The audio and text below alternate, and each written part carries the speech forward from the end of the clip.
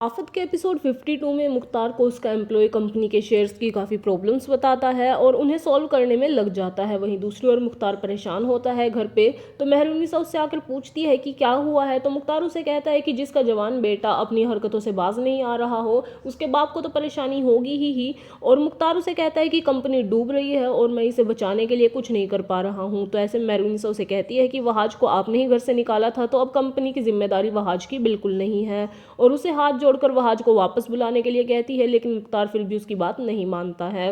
वहीं दूसरी ओर शिफा की मीटिंग होती है और वो अपनी माँ और बाबा के कहने पर भी बिना किसी ब्रेकफास्ट के वहाँ से चली जाती है, और बाकायदा जाफर भी उसे अपने बिजनेस का कोई काम छोड़ देता है। और शिरीन को उसकी काफ़ी टेंशन होने लगती है और वो उसे कहती है कि आप उसे अपना काम कम दीजिए, उसके पास पहले ही अपना बहुत सारा काम है। वहीं गाड़ी में एशल और शिफा बात कर रहे होते हैं, वो हॉस्पिटल जा रहे होते हैं। तो एशल उसे कहती है कि तुम्हें अपनी प्रेगनेंसी को घर वालों से छुपाना नहीं चाहिए। तो शिफा उसे कहती है कि वक्त आने पर मैं सबको बता दूंगी।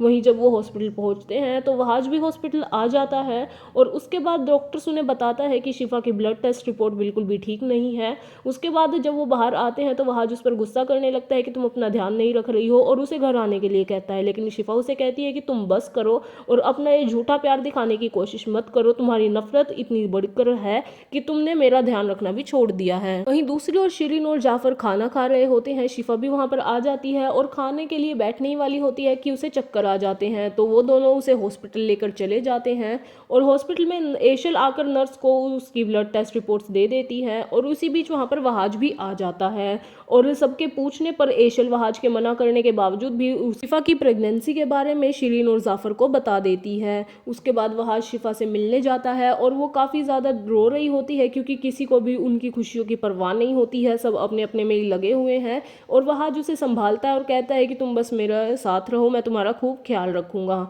वहीं दूसरी ओर डिनर पर मुख्तार काफ़ी ज़्यादा परेशान होता है। बीजान, मेहरुनिसा, वरीशा और महक भी वहीं होते हैं, और वरीशा और महक उसकी परेशानी को देखकर काफ़ी ज़्यादा खुश होते हैं। उसी बीच वहाँ पर शिरीन आती है और शिफा की प्रेगनेंसी की न्यूज़ सबको बता देती है। सब लोग खुश होते हैं, लेकिन महक और वरीशा काफ़ी दुखी होते हैं। शिरीन ये भी बताती है कि उसकी तबीयत खराब है और वो हॉस्पिटल में है।